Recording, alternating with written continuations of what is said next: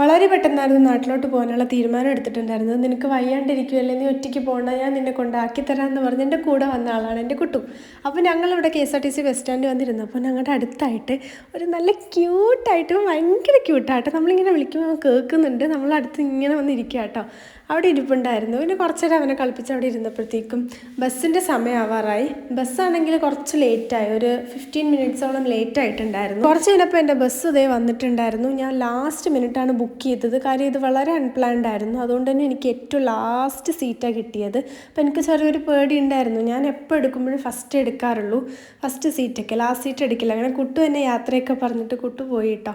ഞാൻ പറഞ്ഞല്ലോ എനിക്ക് ലാസ്റ്റ് സീറ്റാണ് കിട്ടിയത്. പക്ഷേ എൻ്റെ ഇപ്പുറത്തൊന്നും ആരും ഉണ്ടായിരുന്നില്ല, ഈ സീറ്റെല്ലാം വേക്കൻ്റ് ആയിരുന്നു. ഞാൻ ആറ്റിങ്ങിൽ എത്തുന്നത് വരേക്കും. അപ്പോൾ എനിക്ക് വളരെ അധികം ഭയങ്കര കംഫർട്ടായിട്ട് ഇരിക്കാൻ പറ്റി. പിന്നെ ബാക്കിലായതുകൊണ്ട് ഇങ്ങനെ ചെറിയൊരു കുലുക്കവും കാര്യങ്ങളൊക്കെ ഉണ്ടെങ്കിലും കുഴപ്പമൊന്നുമില്ല. പിന്നെ ഞാൻ കാസർഗോഡ് എത്തിയപ്പോൾ ഒരു ബോട്ടിൽ വെള്ളം വാങ്ങിയിട്ടുണ്ടായിരുന്നു കേട്ടോ. പിന്നെ രാത്രി ഇതുപോലെ ആയിരുന്നു, നമുക്ക് സുഖമായിട്ട് കിടന്നുറങ്ങാം.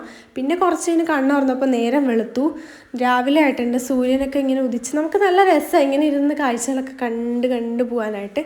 പിന്നെ അതേ ഞാൻ ഇവിടെ ആറ്റിങ്ങിലെത്തി, കിളിമാനൂരുടെ ബസ്സിൽ കയറിയിട്ടുണ്ട്. പിന്നെ നേരെ ഹോസ്പിറ്റലിൽ പോയി, ഒരു ചെറിയ പനിയും കാര്യങ്ങളൊക്കെ ഉണ്ടായിരുന്നു. പിന്നെ ഞാനും അമ്മയും കൂടി എന്തൊക്കെയോ ഇങ്ങനെ കഥകൾ പറഞ്ഞുകൊണ്ടിരിക്കുമായിരുന്നു. അപ്പോൾ വീഡിയോ ഇഷ്ടപ്പെട്ട എല്ലാവരും ഫോളോ ചെയ്യാൻ